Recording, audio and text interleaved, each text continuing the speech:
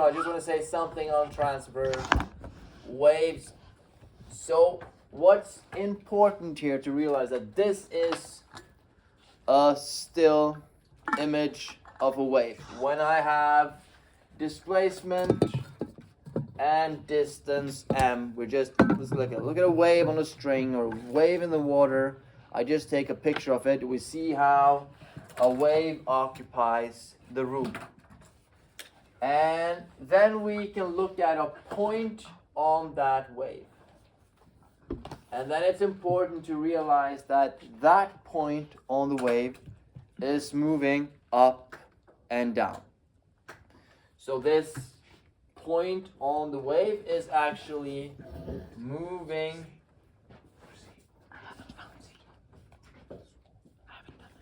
up and down. And what's important to understand that this point, or as any other point on the wave, this point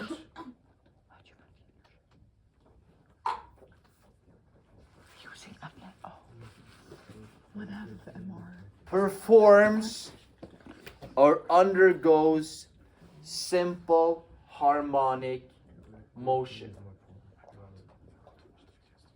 So that is something that the IB enjoys, is that they give you a wave and suddenly they ask you 5 questions on the motion of that particle going up and down.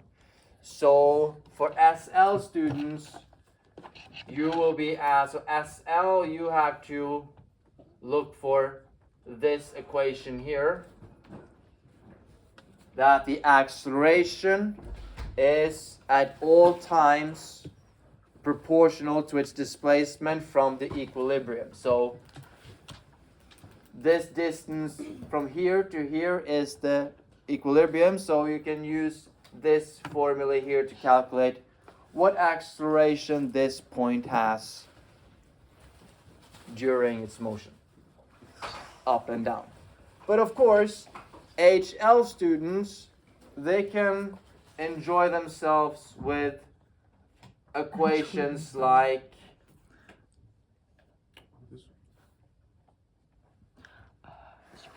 x0 sine omega plus a phase difference. They can enjoy themselves using equations like this, or equations like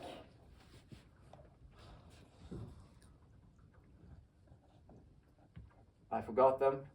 Thank God I'm not having to do the exam. Really is, yeah. And yeah, good teaching here, and the rest of them. All those HL simple harmonics formulas. Simple. Very simple. So just to understand that there's a link between waves and simple harmonic motion. They can talk about how the wave is propagating through the medium, or they can just focus on one point of the wave and turn it into a simple harmonic question. So that is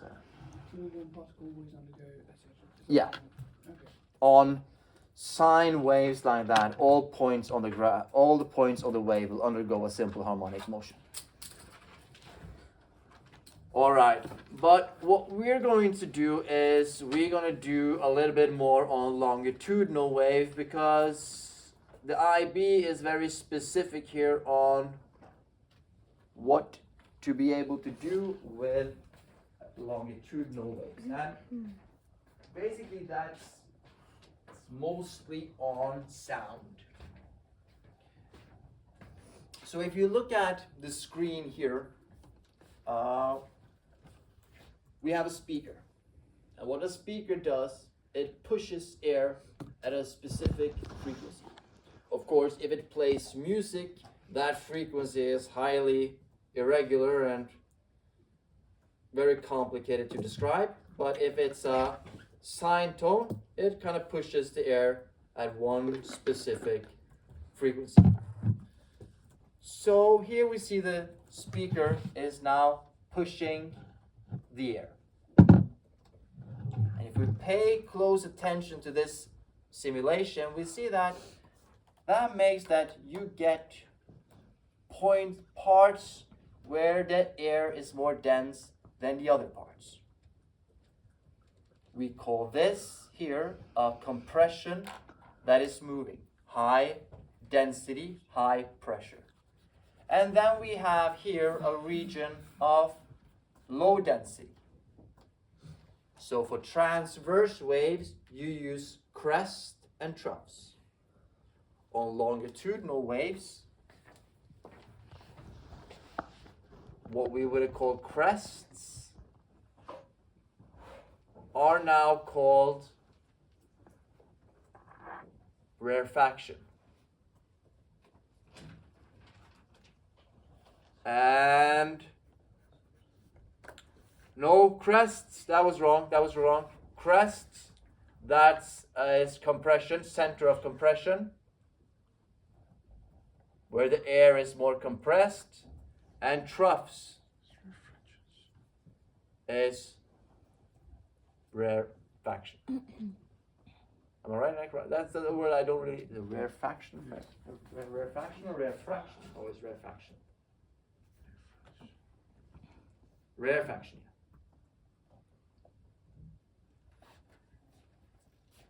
So we see that longitudinal waves are compressions in the air that's moving in one specific direction, and then you have center of compression, center of rarefaction with low density. This is how longitudinal waves look like. But if you look at this simulation more detail, let's say we focus on one specific air molecule. How would you describe that motion? One air molecule, it, back and forth. So there's no movement of mass. There's not mass that's being transferred. Well, it is, but the net move is like 0. Yeah, but then I would say that there's no more movement of mass if the net movement is 0.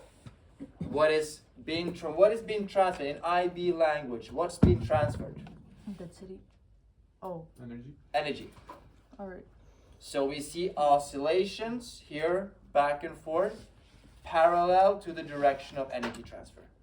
So the particle is moving back and forth while the energy is going in one specific direction. Yeah. Can the particles also just move freely? Like, can they go up and down? Let's say up, like. So of course, but that's more of another topic. So yeah. Most of that motion here, back and forth, will dominate, but it's air. Air has a random movement, but I would assume here that the motion here is on a larger scale than the random movement. So we don't really consider the random movement. That's random and it has a net movement of. Yeah. Why doesn't air resistance affect the movement of the particle? Isn't in air, so shouldn't there be resistance against this movement? Yeah, but air resistance is when air is colliding with another object. So I wouldn't use the word air resistance here, but density of the air will affect it. How fast the wave is traveling, density of air will affect how fast so the more dense the air will be, the more mass is being moved on, the slower the speed of sound, I would assume.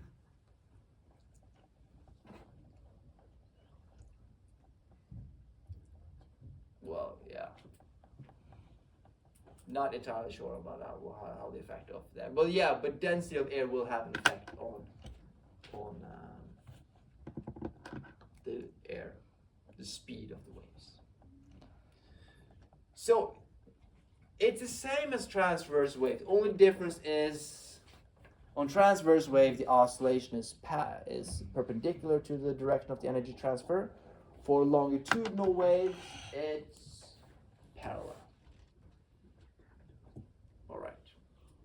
But the same formula applies. The wave speed is still the wavelength divided by, the wave speed is the wavelength times the frequency, or wavelength divided by period. All the mathematical formula are the same.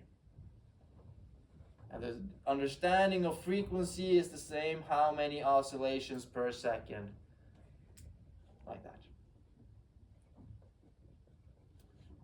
So that is a longitudinal waves, the sound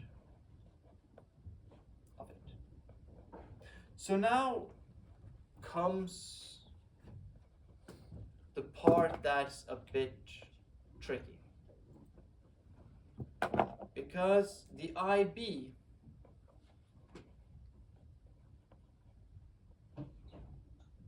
likes to present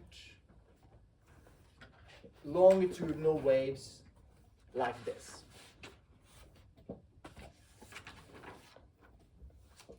So they kind of draw the same diagram for transverse waves as they do for longitudinal waves. So they draw a wave like that.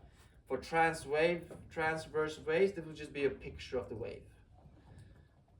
But seeing this diagram here, and we have to understand that we're given the information that this is a longitudinal wave, and we are going to identify where do you have the compression and where do you have the rarefaction.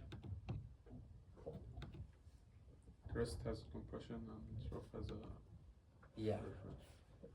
Trough crest has compression and trough has rarefaction.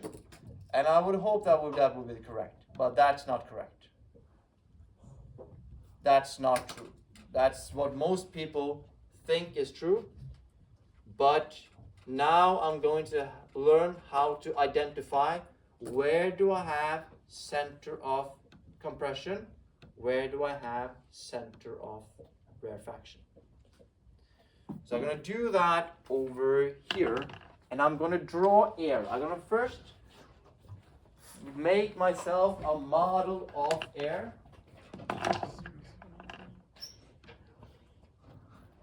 So I draw a line. So remember, physics is a model. So I'm drawing myself a model of air.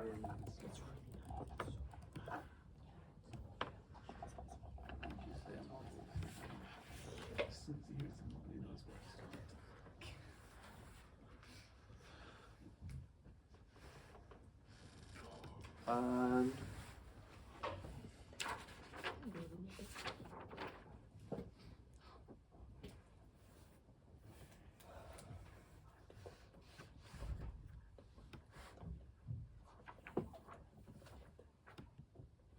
just have to look at my diagram here. Yeah, we're gonna need more molecules.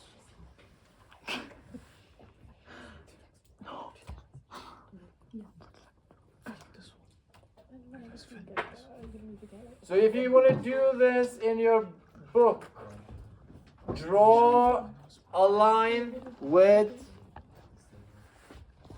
choose a spacing of equal spacing here between these.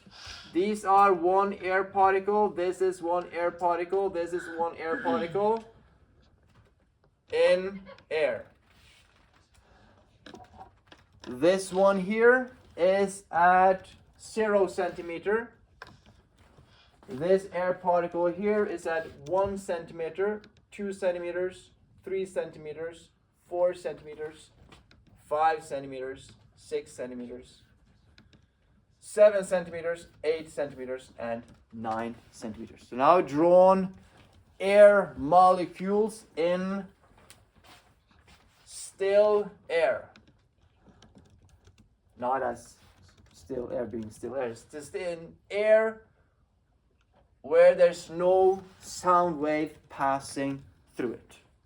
This is just air in this room when no one is talking. This is quiet room. Right. Oh, okay. And then I want you to draw the same diagram below.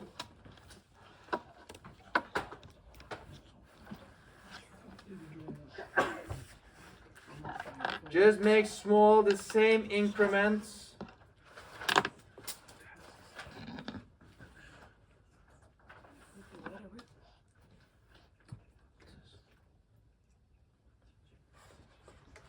So basically what we're going to do is we're going to draw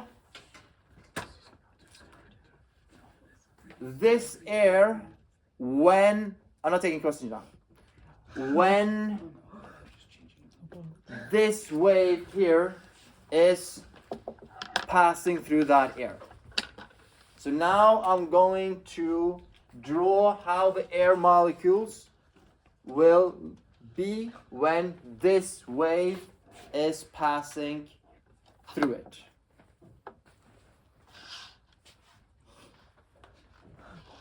All right. So now we look at this molecule here. This here is a molecule. Emily? Yep. This is an air molecule. Uh-huh. What is this molecule's displacement from its equilibrium position? 0. 0. Yeah. That means that this particle here, it will still be in equilibrium.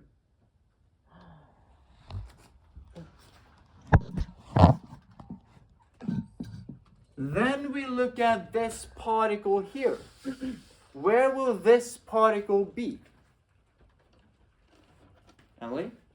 It will be at 0.5 meters up. Not Up? equilibrium. Away from equilibrium, right? Away from Yeah, so let's say that this wave is traveling to the right. So the wave is traveling to the right.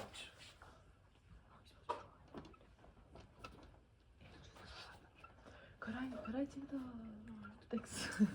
Oh, Emily, so it's 0.5 meters away from equilibrium. Yeah. Where is 0.5 meters away from equilibrium? To the right? To somewhere. To somewhere.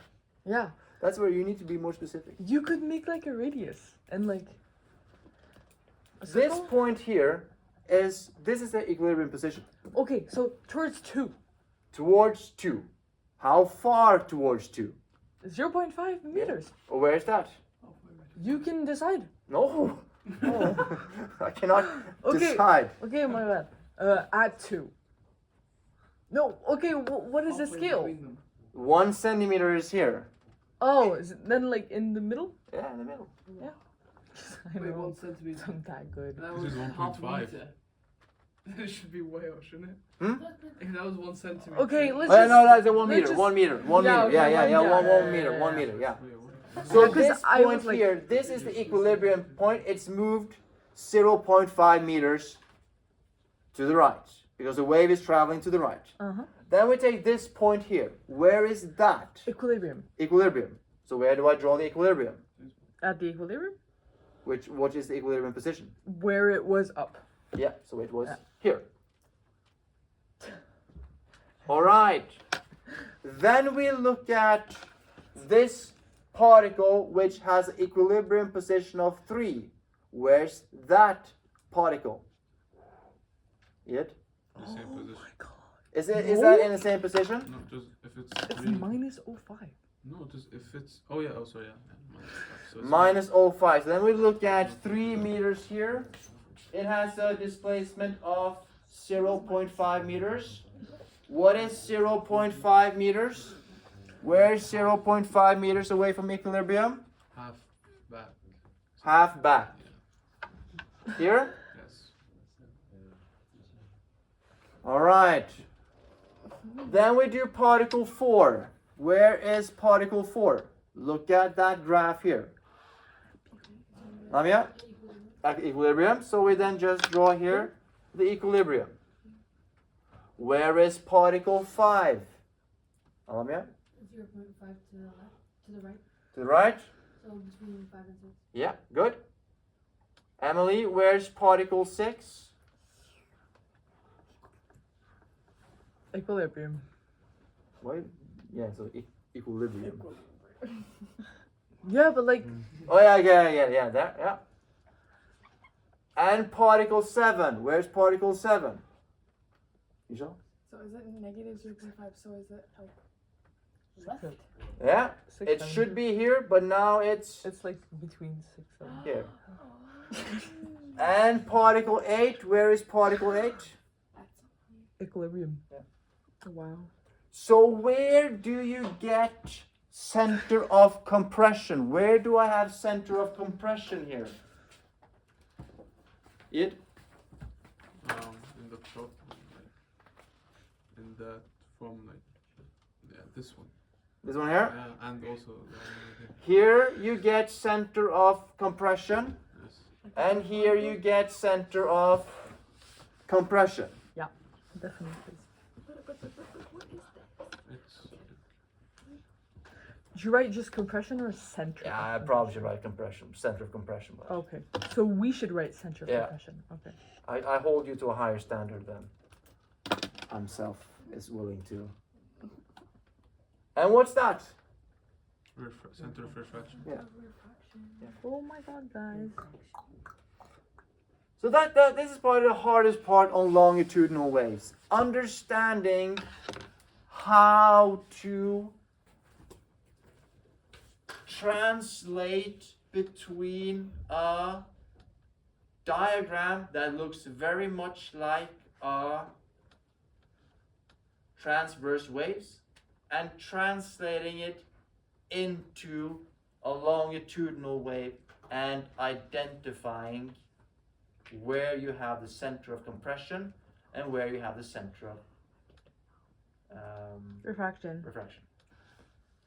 And I had to know that the wave was, so I had to, what I should have done is I should have defined that positive displacement is to the right and negative displacement is to the left, so that is defined in the problems that we're doing.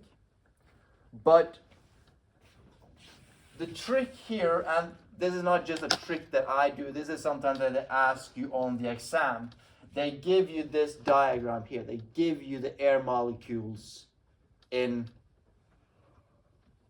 still air, all the particles in equilibrium, and you should identify where those particles are when they are, this wave is sent through that medium.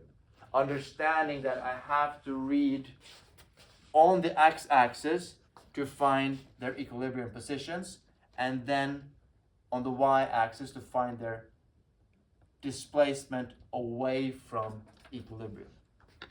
So first I just draw all the points.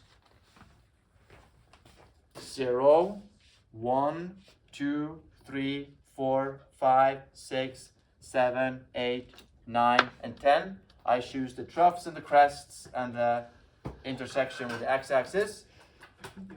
And then draw the second diagram to find where the compression is. All right.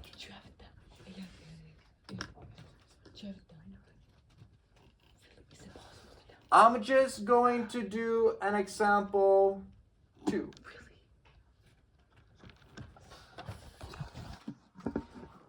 A longitudinal wave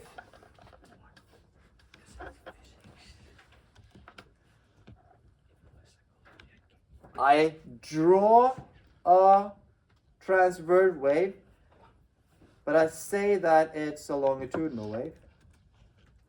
Then I mark this point here, P, and I say that the wave is traveling in this direction here. And then I'm asking point P on this wave, is that point moving to the right or to the left?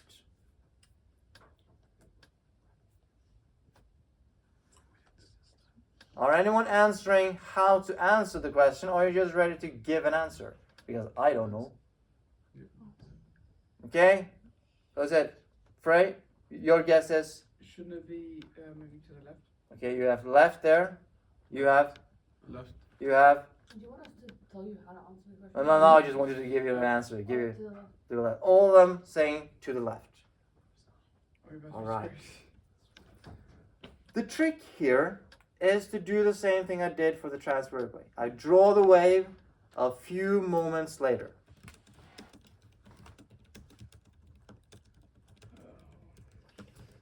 So I draw the wave a few moments later. But aren't you correct now? That means that this point P is then traveling in the negative direction. It's traveling in the negative direction, which is to the left. How did they know that? They just guessed. Also, Hmm? They just guessed. They drew it. I don't know. It kind of scared me as well. But it was a 50-50. Oh, but basically understanding that this point, if it was a transverse wave, you would have said down. If it was a longitudinal, you would say to the left. That is what the IB likes to do. They like to give you a diagram of waves, and you have to translate it into right or left motion. Yeah. Can you just write what kind of a question you were talking about? Like example, you just wrote example. Yeah. So here, This is like a yeah, just ask, just explain.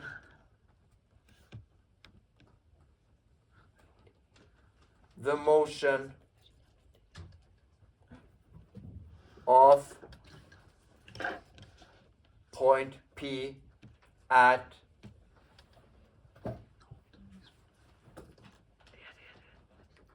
this time. What is the direction of motion of that particle at that given time? You know that it's a longitudinal wave, so you know that the particle is moving back and forth, right to the left, right, left. But at that point, is it then traveling to the right or to the left? So that's the only thing that's different between longitudinal waves. The formulas are the same, but the interpretation of the diagram is a bit different. So now you can go to problem set on problem 13. Start with question 3. Kind of finished all of it. Wait, is it finished? Oh no. They draw it? You do it at home? I was watching a simple harmonic motion video. No, simple harmonic motion is 12. Oh yeah, I saw that one and. This is the one. This is the confirmation piece. Oh, it was yesterday. Yeah, it's the one we did yesterday. Yeah, Wait, what is what that? is it where? How much charge? Amplitude is decreasing. If you move it here instead of microphone. Make it pause. Oh, I didn't I mean, practice. Done with the Because video? I couldn't see.